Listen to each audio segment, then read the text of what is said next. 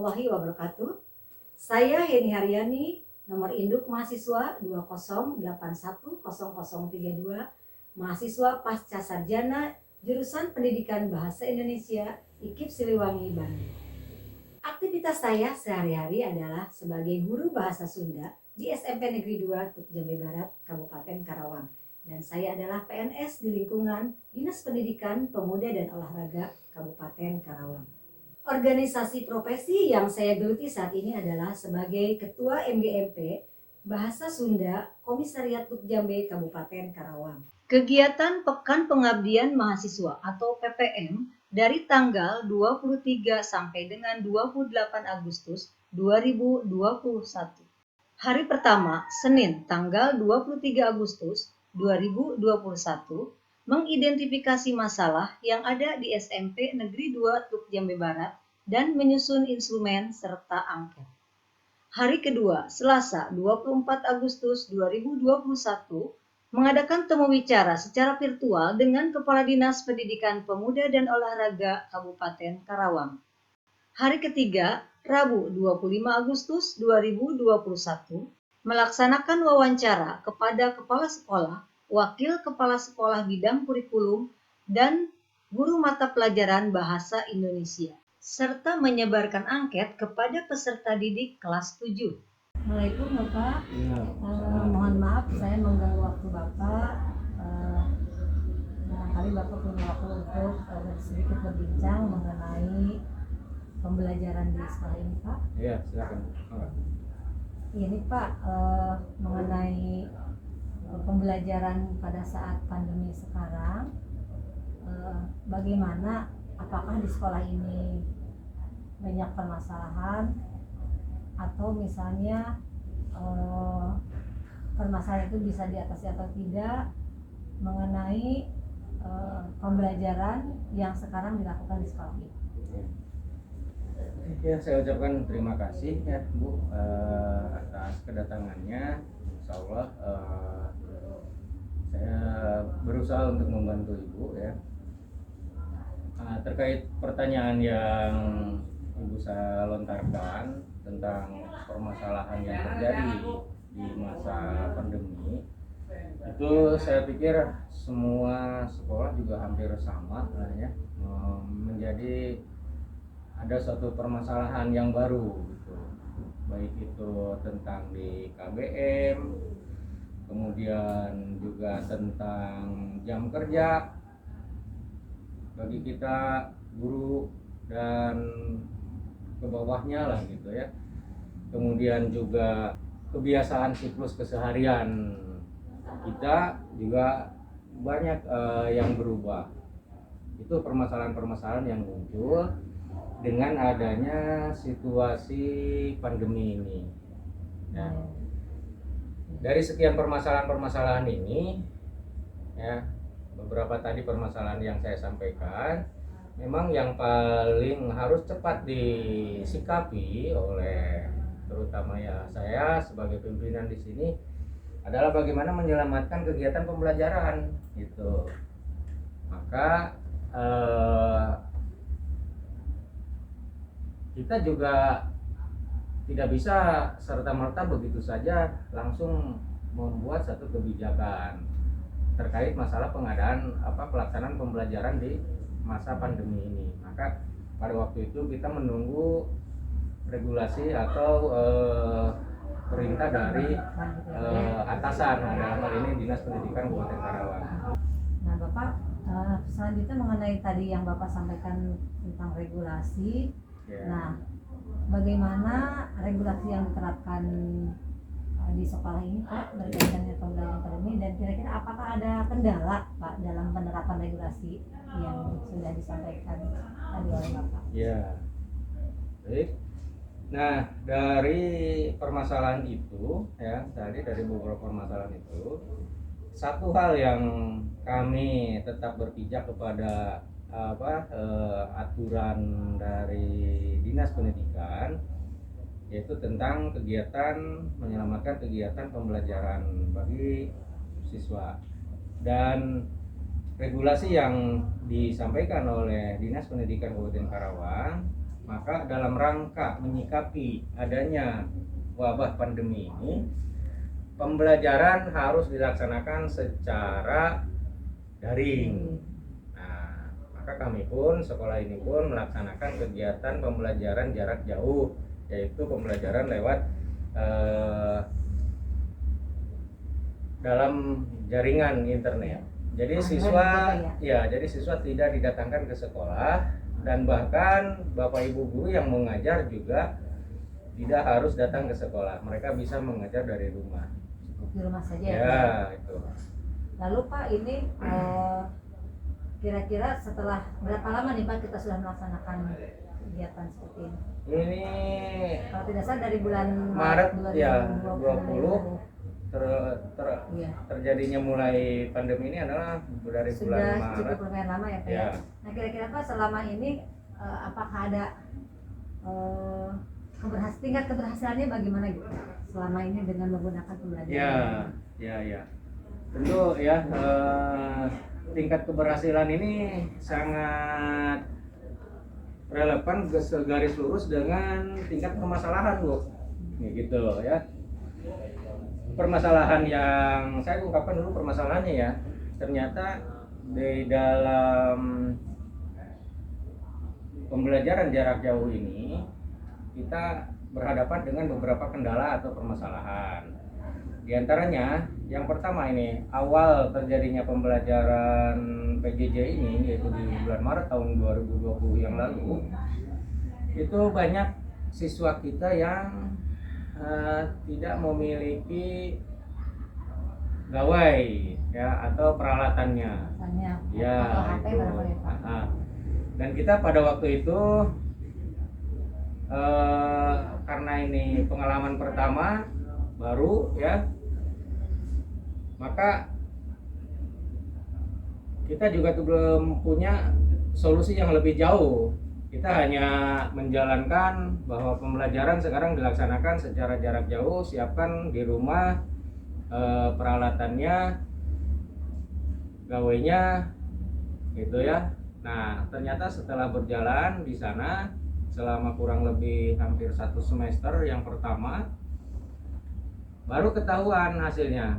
Ternyata tingkat partisipasi siswa di setiap kelas dilihat dari absen, kehadiran mengikuti kegiatan PJJ ini hanya di bawah 40%. Ini tidak full ya Pak ya? Ya. Karena kendala-kendala tadi.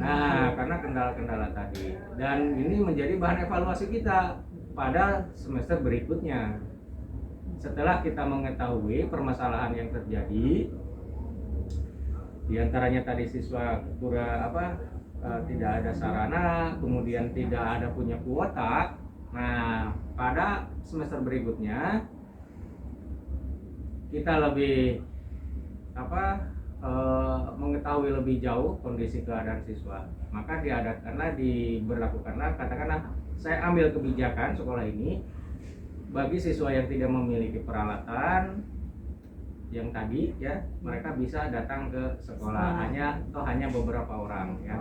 Ya.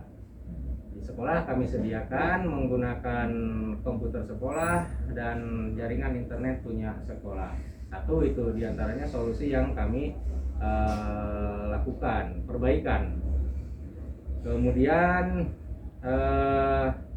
hal berikutnya juga tingkat partisipasi belajar siswa ini saya lebih menekankan ke para staf pengajar, baik itu guru mapel maupun wali kelas, untuk lebih intens lah dalam mengajak para siswa ini, itu kontrol supaya tingkat partisipasi siswa dalam pembelajaran ini ada meningkat. Dan hasilnya ternyata alhamdulillah semester berikutnya yang tadinya tingkat partisipasi di bawah 40 itu naik, ada kenaikan menjadi sekitar 55% tingkat partisipasi siswa ada naik. Itu di semester 2 ya. Semester 1 tahun ajaran 2021-22 gitu. Dan berikutnya lagi seiring berjalannya waktu ada kebijakan dari pemerintah, Bu. Ini yang paling membantu adalah dengan pemberian kuota belajar. Nah, setelah ada kuota belajar, yang tadinya permasalahannya diantaranya siswa itu keluhan para orang tua ya yang tidak mempunyai pulsa internet. Setelah adanya kebijakan dari pemerintah itu, alhamdulillah pada semester berikutnya tingkat partisipasi siswa dalam mengikuti kegiatan PJJ ini meningkat lagi. Iya. Dan bahkan kita di forum kepala sekolah juga menyediakan satu kegiatan PJJ bentuk kerjasama dengan radio daerah, di antaranya untuk menyikapi tadi kekurangan-kekurangan yang tadi. Dengan dibantu dengan itu semakin banyak kesempatan bagi siswa untuk melaksanakan pembelajaran, tidak melulu hanya di sekolah, tetapi lewat radio juga ternyata bisa dilaksanakan. Dan alhamdulillah maka di semester kedua tahun ajaran 2021-22 khususnya di sekolah kita di SMP 2 Teluk Jambe Barat ini, tingkat partisipasi siswa dalam mengikuti kegiatan pembelajaran meningkat lagi dari yang 55 sekarang ya alhamdulillah sudah mencapai pada sekitar kurang lebih hampir 70%-an siswa mengikuti kegiatan PJJ. Iya. Demikian, Bu. Ya, Bapak, terima kasih Bapak atas waktunya. Ya, mangga. Mudah-mudahan untuk kedepannya kita bisa 100% ya Pak ya, untuk walaupun kita melaksanakan PJJ yang diharapkan ya kita inginnya kembali normal offline lagi gitu ya, tatap muka lagi. Ya. Mudah-mudahan pandeminya cepat berlalu ya Bu ya. Iya Bapak, terima kasih Pak. Bapak terima kasih atas waktunya. Ya, mangga. Hatur nuhun Pak. Assalamualaikum warahmatullahi wabarakatuh. Waalaikumsalam warahmatullahi wabarakatuh. Assalamualaikum Ibu. Waalaikumsalam. Mohon maaf saya mengganggu waktu Ibu ya. Ini ada yang ingin saya tanyakan. Mudah-mudahan Ibu mempunyai waktunya untuk saya. Kemudian di sana ada tugas untuk kegiatan kedua ini yang berkaitan dengan kurikulum di sekolah ini. Nah, ini Ibu yang ingin saya tanyakan. Yang pertama yaitu mengenai permasalahan-permasalahan yang dihadapi dalam pembelajaran di sekolah ini selama masa pandemi ini, Bu. Iya, kalau menghadapi permasalahan sudah pasti ada dan banyak ya Bu ya. Kalau yang namanya PJJ, pembelajaran jarak jauh, jadi antaranya permasalahan terkait dengan guru sendiri ataupun dengan siswa gitu kan. Nah, untuk guru memang ada beberapa kendala yang kami hadapi saat ini. Yang pertama, lokasi rumah guru tersebut kan kadang-kadang ada yang tidak terjangkau dengan jaringan internet begitu. Kemudian yang kedua, guru juga di dalam memberikan pembelajarannya itu dominan monoton atau itu saja yang diberikannya dengan menggunakan WA saja atau classroom saja begitu. Jadi belum ada variasi di dalam pembelajarannya. Kemudian selain itu juga pembelajaran guru belum bisa berinteraksi dengan siswa, itu kendalanya. Terus kemudian juga masalah guru belum bisa melihat karakter siswa atau belum bisa memantau karakter siswa, bagaimana siswa si ini si itu gitu kan. Jadi belum bisa terpantau secara langsung karena tidak terlihat ya, betul. Nah itu. Nah kemudian juga guru di dalam memberikan tugas-tugas cenderung menumpuk begitu kan, tugas ini belum selesai nambah lagi ini nambah lagi, jadi menumpuk begitu. Nah kemudian juga di dalam memberikan materi, penyerapan kepada peserta didik juga sepertinya kecil gitu kan, diserap oleh siswanya itu sedikit begitu. Dan untuk penilaian guru itu kan ada penilaian harian, ada PPS, kemudian ada PAS, itu masih belum berintegrasi. Nah itu kendala-kendala selama PJJ untuk guru. Ya terkait dengan siswa juga sepertinya tidak jauh. Yang pertama dari siswa kan lokasi rumah tidak terjangkau jaringan. Kemudian terkendala dengan gadget juga. Anak punya gadget tapi tidak ada kuota gitu kan. Ada kuota malah dipakai untuk hal yang lain. Nah itu salah satunya. Kemudian juga anak sampai saat ini belum termotivasi untuk belajar gitu kan. Jadi intinya belum ada semangat, sepertinya semangatnya menurun untuk belajar. Nah itu mungkin kendala-kendala yang dihadapi oleh guru dan juga siswa pada saat ini selama PJJ. Itu saja barangkali. Nah selanjutnya Ibu mengenai ini penjadwalan, tentunya kan kalau jadwal pelajaran pada hari-hari biasa kita tatap muka akan berbeda ya Bu dengan penjadwalan pada saat online. Nah ini bagaimana sistem penjadwalannya Bu untuk guru?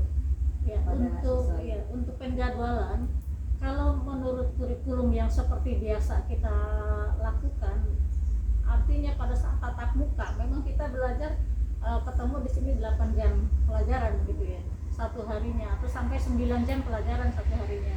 Nah akan tetapi karena kita menggunakan kurikulum darurat, nah jadi ada penyempitan atau penyederhanaan baik dari segi kompetensi dasar ataupun dari waktu.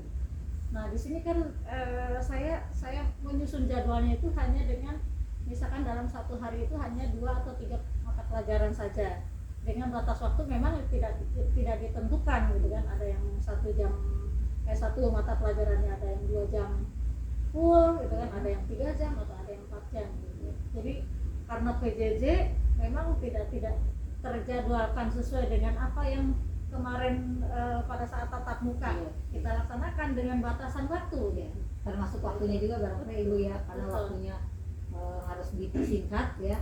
Betul. Sehingga dalam penyampaian juga mungkin Penyampaiannya, tidak bisa seperti pada saat tatap muka. Betul. Ibu, selanjutnya mengenai Ibu mengenai sejauh mana pelaksanaan kita tingkat keberhasilannya, ini keberhasilan selama hampir kurang lebih 1 tahun ya kita sudah melaksanakan PJJ lebih ini. dari 1 tahun. Nah, setelah 1 tahun ini bagaimana hasilnya Bu? Nah kalau masa pandemi ini kan yang mungkin lebih dari 1 tahun ya Bu ya. Jadi ada 1 tahun 1 semester 1 tahun setengah gitu ya. 1 tahun setengah sampai saat ini, dari hasil evaluasi kami dari pihak sekolah gitu kan, memang sampai saat ini sepertinya belum maksimal. Belum maksimal artinya kami sebagai guru juga barangkali apa ya, tidak kurangnya maksimal untuk memberikan materi pembelajaran itu. Walaupun mungkin motivasi sudah ya kalau ke betul, siswa ya. Nah, terus juga timbal balik juga dari siswa juga sepertinya ini yang menurut saya gitu ya, dari siswa juga untuk pembelajaran sepertinya tidak maksimal. Termasuk apa yang mungkin kita capai gitu. Pengaruh orang tua juga Ibu ya, dukungan Betul. orang tua gitu barangkali. Nah ini juga memang harus ada kerjasama antara pihak sekolah dan juga orang tua. Jadi sama-sama kita saling memberi pengajaran atau apa gitu di luar sekolah. Harus saling mendukung lah Saling antara mendukung, orang tua betul. dengan guru ya, Guru. dengan guru di sekolah. Betul. Untuk supaya putra-putrinya bisa mengikuti pelajaran ya sesuai dengan yang diharapkan. Betul. Ya. Mudah-mudahan Ibu, kita tidak lama ya Bu ya pelaksanaan PJJ ini, mudah-mudahan kita pandemi segera berakhir. Amin, iya. Kita segera kembali untuk seperti melaksanakan biasa. pembelajaran tatap muka. Itu mungkin yang saya harapkan ya Bu ya. Iya. Ibu terima kasih atas waktunya, mohon Iya, maaf telah sama-sama. mengganggu. Mudah-mudahan kita bisa melaksanakan walaupun masih online, masih Iya. PJJ, bisa berjalan dengan lancar. Amin, Pelaksanaan amin. ini. Amin. Ibu terima kasih Bu. Sama-sama. Waalaikumsalam warahmatullahi wabarakatuh. Assalamualaikum warahmatullahi wabarakatuh. Waalaikumsalam warahmatullahi wabarakatuh. Ya. Terima kasih atas kehadiran Bu Empat dan Bu Ani. Saya mohon waktunya untuk berbincang sedikit ya mengenai pembelajaran bahasa Indonesia di sekolah ini. Nah, kebetulan ini saya ingin berbincang dengan guru bahasa Indonesia ya terkait dengan bahan ajar yang selama ini Ibu ajarkan kepada siswa ya. Nah, kira-kira bahan ajar yang Ibu gunakan selama ini mengambil sumber dari mana saja ya Ibu? Kebetulan untuk sekarang menggunakan bahan ajar buku paket yang tersedia di perpustakaan. Belum ada media pembelajaran yang menarik perhatian siswa selama pembelajaran pandemi ini. Nah Ibu, selanjutnya ini mengenai materi yang disampaikan di kelas 7 itu ada berapa KD ya Ibu? Ada 4 KD. Nah untuk sementara sekarang kira-kira sudah sampai materi apa ya Bu untuk semester 1 ini? Untuk semester 1 sekarang siswa belajar materi teks prosedur. Nah kebetulan Ibu ya, saya juga ingin bertanya khususnya mengenai materi teks prosedur. Nah kira-kira selama ini bahan materi untuk teks prosedur itu Ibu mengambil dari mana saja? Apakah sudah ada inovasi-inovasi atau masih konvensional yang Ibu sampaikan? Ya, selama ini kami masih melaksanakan dari buku paket ya. Jadi masih konvensional, jadi belum melakukan misalnya menggunakan video, belum ya. Baru menggunakan sumber-sumber yang dari ini saja, dari perpustakaan, misalnya buku-buku bacaan atau majalah, koran ya, yang ada di ini. Nah Ibu kira-kira adakah keinginan Bapak Ibu guru di sini atau khususnya Ibu nih sebagai pengajar bahasa Indonesia di kelas 7 membuat inovasi lah gitu ya, inovasi untuk bahan ajar ini dengan bantuan video pembelajaran? Ya tentunya saya ingin belajar ya menggunakan aplikasi-aplikasi yang tersedia, dan kebetulan saat ini saya belum bisa membuat video pembelajaran untuk siswa yang menarik perhatian mereka. Ya semoga aja ya Bu, rencananya barangkali di sini saya juga ingin mengadakan pelatihan ya. Saya ingin mencoba mengadakan pelatihan nanti umumnya kepada guru-guru semua, karena kalau bahan ajar itu kan sifatnya umum ya. Hanya barangkali nanti khususnya untuk bahasa Indonesia akan lebih dikhususkan lagi bagaimana pembuatan bahan ajar video pembelajaran khususnya mengenai materi teks prosedur ini. Mudah-mudahan bisa terlaksana ya Bapak dan Ibu. Hari keempat, Kamis 26 Agustus 2021 mengadakan pelatihan pembuatan bahan ajar video pembelajaran di SMP Negeri 2 Teluk Jambe Barat, Kabupaten Karawang. Kegiatan ini ditujukan kepada guru-guru di lingkungan SMP Negeri 2 Teluk Jambe Barat, Kabupaten Karawang. Hari kelima, Jumat 27 Agustus 2021, presentasi laporan kegiatan selama PPN. Hari ke-6, Sabtu 28 Agustus 2021, melaksanakan kegiatan webinar pengabdian kepada masyarakat pasca sarjana dan webinar hasil KKN Sarjana IKIP Siliwangi. Demikian seluruh rangkaian yang saya lakukan selama melaksanakan P2M di SMP Negeri 2 Teluk Jambe Barat, Kabupaten Karawang.